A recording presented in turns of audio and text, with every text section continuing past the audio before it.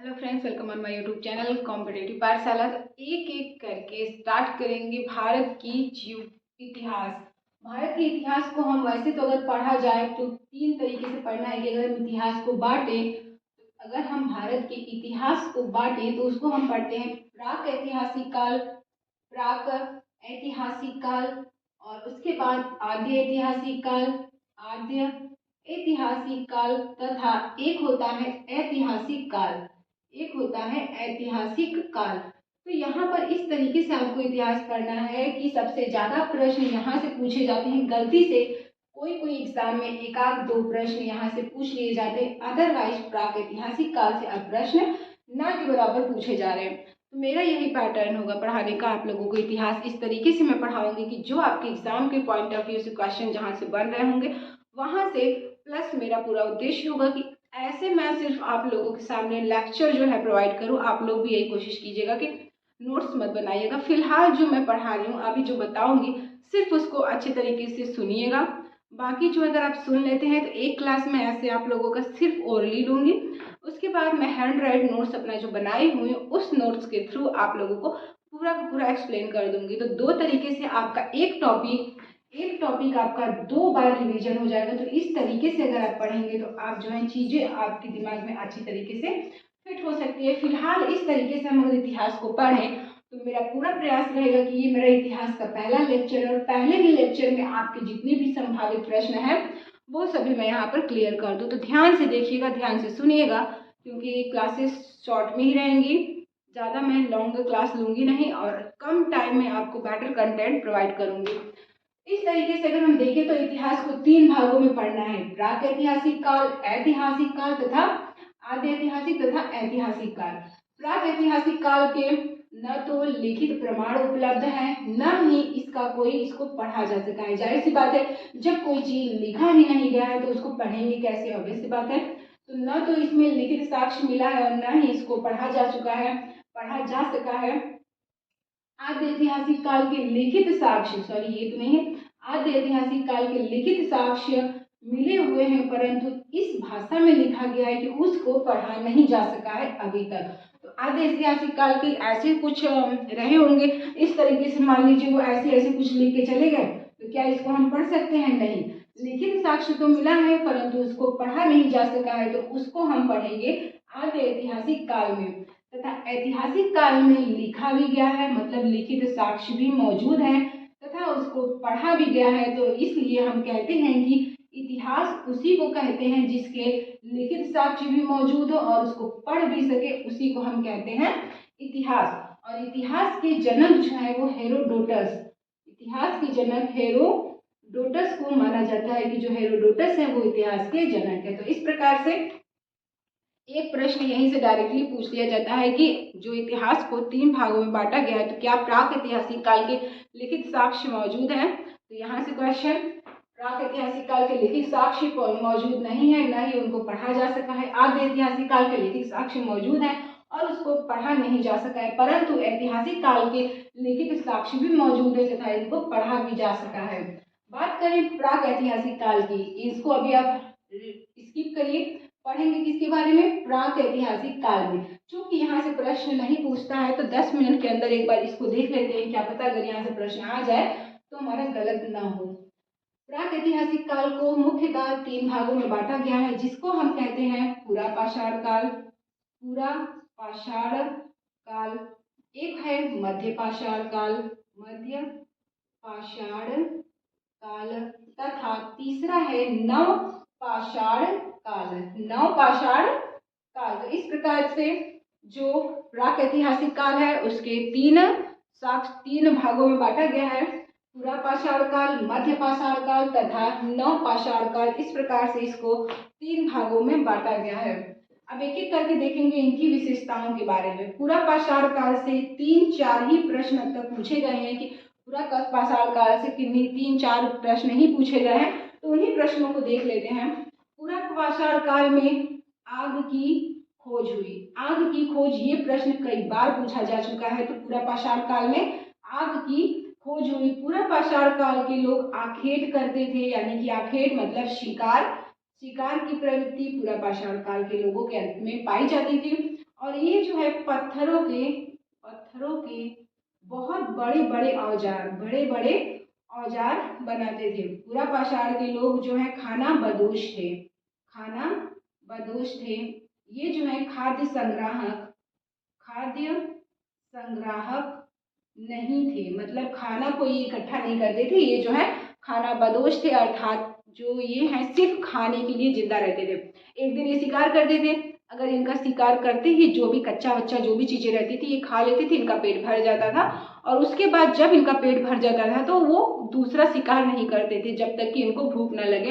अगर इनको भूख लगा है तो इनके सामने कोई भी रहे, चाहे इनके खुद के पूर्वज ही रहे, कोई भी रहे, ये जो है उनका शिकार कर लेते थे।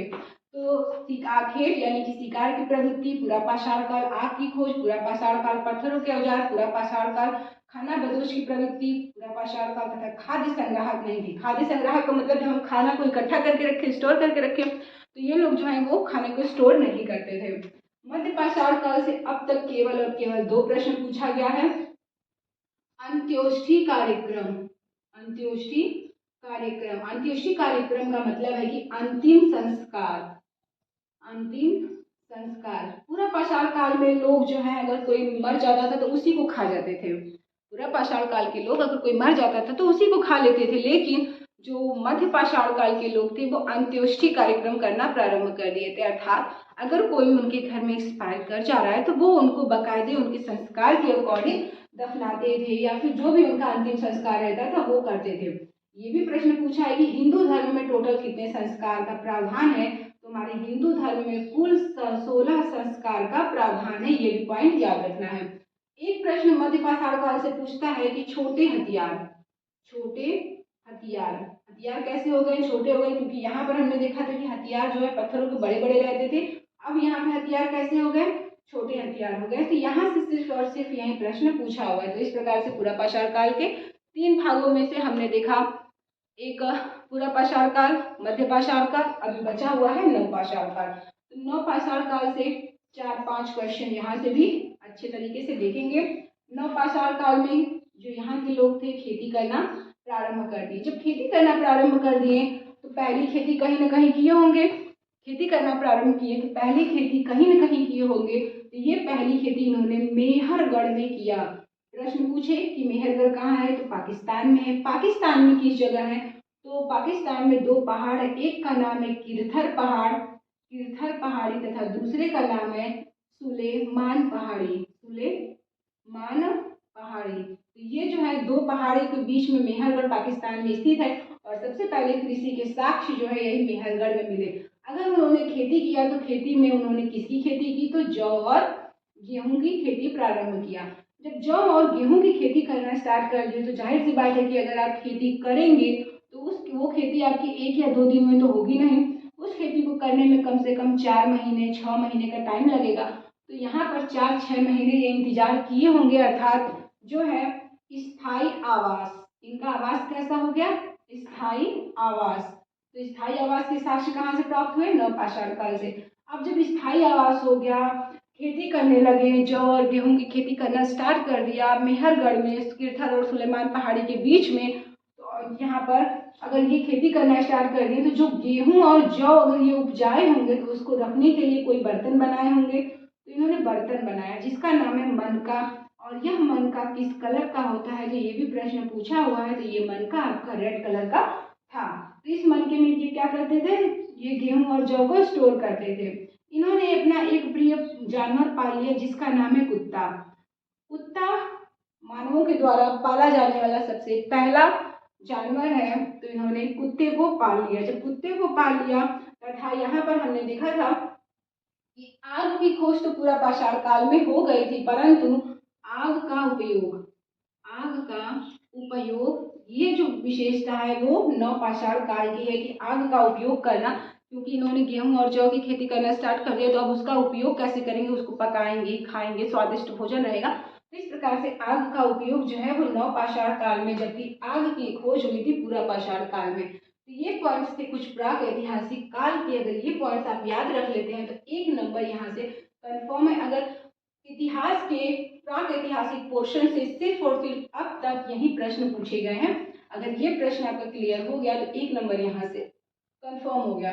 नेक्स्ट हम पढ़ेंगे आद्य ऐतिहासिक काल, लेकिन आद्य ऐतिहासिक काल में हमें पढ़ना किसको है? सिंधु सभ्यता के बारे में। सिंधु सभ्यता के बारे में। सिंधु सभ्यता के बारे में क्यों पढ़ना है? क्योंकि अभी मैंने कहा कि यहाँ पर लिखित तो मिला था लेकिन हम उसको पढ़ नहीं सके थे। तो सिंधु सभ्यता में जो भी चीजें हैं उनका लिखित साक्ष्य मौजूद है, परंतु आज तक सिंधु सभ्यता को जो भी लिखित चीजें थी उसको पढ़ा नहीं जा सका है। तो एक बार फिर से इसका रिवीजन करिएगा कि इतिहास के जनक हेरोडोटस को कहते हैं। इतिहास को 3 भागों में बांटा गया है, प्राक ऐतिहासिक, आद्य ऐतिहासिक तथा ऐतिहासिक। प्राक ऐतिहासिक को 3 भागों में बांटा गया है। अगेन प्राक ऐतिहासिक को 3 भागों में बांटा गया है, पूरा पाषाण काल, मध्य पाषाण काल, नवपाषाण काल। जो पूरा पाषाण काल है उसकी कुछ विशेषताएं रही होंगी। तो इस पूरा पाषाण काल में आग की खोज हुई, पर बड़े बड़े औजार जो है यहाँ से प्राप्त हुए और उन बड़े बड़े औजारों के साथ ये शिकार करते थे। आखिर की प्रवृत्ति पूरा पाषाण काल की है। खाना बदोश पूरा पाषाण काल के लोग थे क्योंकि ये लोग सिर्फ और सिर्फ खाने के लिए जिंदा रहते थे। तो खाना बदोश की प्रवृत्ति पूरा पाषाण काल की थी। उसके बाद हम बढ़ते हैं मध्य पाषाण काल में। अंत्योदय कार्यक्रम स्टार्ट हो गया। जो अपने पूर्वज रहते थे उनको दफनाने का, जलाने का जो भी प्रावधान रहा हो, अंतिम संस्कार स्टार्ट हो गया। हमारे हिंदू धर्म में टोटल 16 प्रकार के संस्कार हैं और यहाँ पे जो मध्य पाषाण काल है उसमें औजार जो है वो थोड़े छोटे औजार हो गए थे। उसके बाद थोड़ा और आगे बढ़ेंगे तो नवपाषाण काल में जाएंगे और नवपाषाण काल में सबसे पहले आदिवासियों ने या फिर जो रहे होंगे आदिवासी, उन्होंने स्थायी आवास बनाया और स्थायी आवास बनाने के बाद जो है खेती करना प्रारंभ किया। खेती के साक्ष्य सबसे पहले मेहरगढ़ से मिला। मेहरगढ़ पाकिस्तान में है। पाकिस्तान की 2 पहाड़ियों के बीच में स्थित एक जगह है जिसका नाम है मेहरगढ़। तो वो मेहरगढ़ पाकिस्तान के 2 पहाड़ियों के बीच में है जिसका नाम है किरथर पहाड़ी तथा सुलेमान पहाड़ी के बीच में है मेहरगढ़, और वहां से खेती के प्रथम साक्ष्य जो है मौजूद थे। तो इस तरीके से मिले। और खेती में कौन से मिले? जौ तथा गेहूं के साक्ष्य मिले खेती से। उसके बाद हमने देखा कि जब जौ और गेहूं के साक्ष्य देख लिए तो उनको एक जानवर की जरूरत पड़ी, तो जानवर में उन्होंने कुत्ता को पाल लिया। अनाज रखने के लिए कुछ बर्तन की आवश्यकता पड़ी होगी, तो उसके लिए उन्होंने मनका बनाया। और वो मनका किस कलर का था? यहाँ से इसका कलर पूछता है क्योंकि जो ये मनका बना था आपके नवपाषाण काल में इसका रंग रेड था और सिंधु सभ्यता में जो मनका पाया गया था उसका कलर भूरा था। तो यहाँ से ये पॉइंट पूछता है कि इसका कलर कौन सा था? तो रेड कलर का था। और कुत्ता पाल लिया तथा भोजन को पकाने के लिए इन्होंने आग का उपयोग करना स्टार्ट कर दिया, आग का उपयोग प्रारंभ कर दिया। तो इतने पॉइंट्स थे हमारे प्राक ऐतिहासिक काल से। तो आई होप आपको ये चीज़ें क्लियर हो गई होंगी। ये सारे पॉइंट क्योंकि अगर इसको आप थियोरी में लिखोगे तो काफ़ी ज़्यादा हो जाएंगे। मेरा प्रयास यही है कि आपको सिर्फ और सिर्फ सुनना है। अगर आप 2 बार 3 बार सुनोगे तो आपको ये चीज़ें जो है यहाँ पे फिट हो जाएंगी। ज़रूरत नहीं है आपको नोट्स बनाने की। प्रयास यही कीजिए कि नोट्स कम से कम बनाइए और चीज़ों को ज़्यादा से ज़्यादा सिर्फ सुनिए, रीड करिए। प्राक ऐतिहासिक खत्म हुआ। भी मैंने बताया कि अब हमें पढ़ना क्या है? आद्य ऐतिहासिक। और आद्य ऐतिहासिक में किसके बारे में पढ़ना है? सिंधु सभ्यता के। और सिंधु सभ्यता का टाइम पीरियड स्टार्ट होगा 2500 बीसी से 1500 बीसी तक। 2500 बीसी से 1500 बीसी। यहाँ पर एक पॉइंट और है कि बीसी किसे कहते हैं? बीसी का फुल फॉर्म क्या होता है? बीसी का फुल फॉर्म होता है before Christ. Before Christ BC का फुल फॉर्म होता है अर्थात ईसा मसीह के ईसा मसीह के जन्म पूर्व का जो टाइम होगा उसको हम बिफोर क्राइस्ट कहते हैं, बीसी कहते हैं। और एक होता है एडी अर्थात ईसा मसीह के जन्म के बाद। और एडी का फुल फॉर्म भी कई बार पूछा हुआ है, तो इसका फुल फॉर्म होता है एनो डोमिनी। इसका फुल फॉर्म होता है एनो डोमिनी। तो यहाँ से ये पॉइंट भी आपको याद रखना है, बीसी तथा एडी का फुल फॉर्म की बिफोर सेंचुरी और एनो डोमिनी। तो इस तरीके से हम कहाँ पहुँच गए?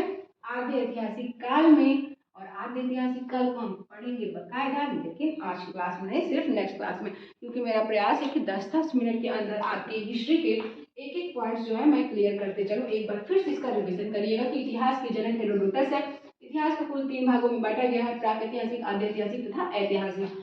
प्रागैतिहासिक में लिखित न तो साक्ष्य मिला है, न ही उसको पढ़ा जा सका है। आद्य ऐतिहासिक में लिखित तो मिला है परंतु पढ़ा नहीं जा सका, और ऐतिहासिक में लिखित और पढ़ा दोनों जा चुका है। जो प्राक ऐतिहासिक काल है इसको 3 भागों में बांटा गया है, पूरा पाषाण काल, मध्य पाषाण काल तथा नवपाषाण काल।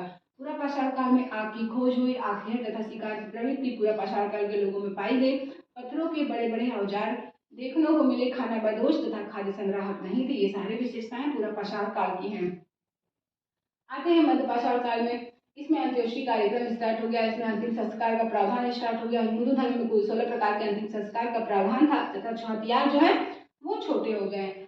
आते हैं नवपाषाण काल में, तो यहाँ पर ही जो आदिवासी थे उन्होंने खेती करना स्टार्ट कर दिया। खेती के पहले साक्ष्य मिस्र मेहरगढ़ से प्राप्त हुए, कीर्थर और सुलेमान पहाड़ी के बीच में। और इन्होंने खेती किसके किया? जौ तथा गेहूं की खेती किया। और इन जौ तथा गेहूं को रखने के लिए एक मनका बनाया मिट्टी का, जिसको रेड कलर से उसको अच्छे से सजाया बजाया, तो इसमें रखने लगे अपने जौ तथा गेहूं। स्थायी आवास के साक्ष्य प्राप्त हुए, कुत्ता को पाल लिया तथा आग का उपयोग करना प्रारंभ कर दिया। और यहीं से एक प्रश्न पूछा हुआ है कि पहिया का आविष्कार भी यहीं पे हुआ, क्योंकि अगर खेती करेंगे तो ढेर ढेर सारे अनाज होंगे। उन अनाजों को ढोने के लिए, उन अनाजों को अपने झोपड़ी, अपने गृह तक लाने के लिए उनको पहिए की आवश्यकता पड़ी होगी। तो पहिए का आविष्कार भी इसी नवपाषाण काल में हुआ। तो मैक्सिमम चीजें नवपाषाण काल में हुई, लेकिन आग की खोज और यहाँ से आखेट जो है, ये दोनों आपको पूरा पाषाण काल की विशेषताएं हैं।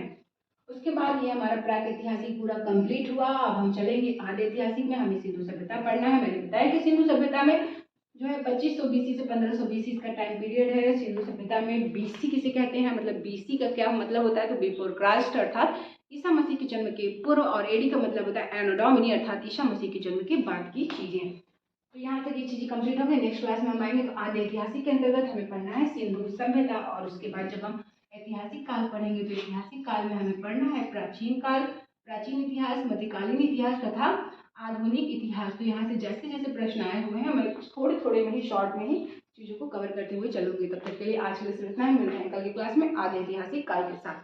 जय हिंद, जय भारत।